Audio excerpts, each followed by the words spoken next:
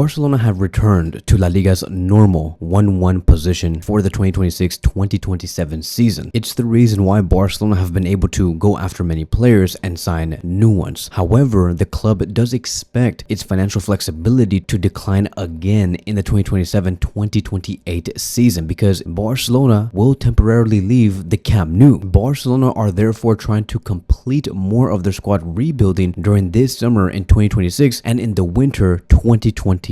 So before we go further into what all of this does mean, let's understand what the 1-1 rule means, because Barcelona can use every €1 of genuine financial room it creates to add €1 of new squad cost. That is what the 1-1 rule is. It does not mean that Barcelona can spend an unlimited amount. It's basically La Liga saying you earn every right to spend 100% of the amount of the revenue you do make, and at the same time Barcelona must still remain within its La Liga squad cost limit. Now, what does count towards Barcelona's squad cost limit? It is the first team wages, the bonuses and social security cost, the coaching staff cost, also the annual transfer fee amortization, the agent commissions, the reserve team cost, the sporting expenses, and much more. So to make this simple, let's just say La Liga said, so all of this is going to be costing €1. Barcelona can't say we're going to be spending €2 on this. They have to stay within or beneath €1. But let's go into the summer of 2027, because one of the most common misconceptions about the summer of 2027 is, okay, if Barcelona are going to be playing at the Camp Nou in this upcoming season and we show massive revenue growth because of the Camp Nou, why would summer 2027 get affected and not allow us to sign more players if we generated enough revenue? But La Liga and its system is very forward looking. This is going to be the most important message of this video. We have to keep in mind, La Liga also look at what's going to happen in the future, which is what dictates how much they should allow for that club to spend in the summer. It is not exclusively based on the previous season's completed accounts. So for example, in the summer of 2027, when Barcelona are in the transfer window, they're going to be looking at what's going to happen during the 2027-2028 season. And what's going to happen in that season is Barcelona for 5 months will be moving away from the Camp Nou and play at Estadio Olímpic. So Barcelona and La Liga have to look at this together and say, okay, during the 2027-2028 season, our income will reduce. Our expenses are going to look like this. Therefore, the transfer flexibility is going to be reducing because of the reduced revenue in the future. And so Barcelona cannot spend under the assumption that it will receive full Camp Nou income when it already expects the income to fall in the future. And that is what makes La Liga's control preventive rather than waiting until the financial damage has already occurred. They're not going to do that. They're not going to say, okay, Barcelona, you guys can spend €250 million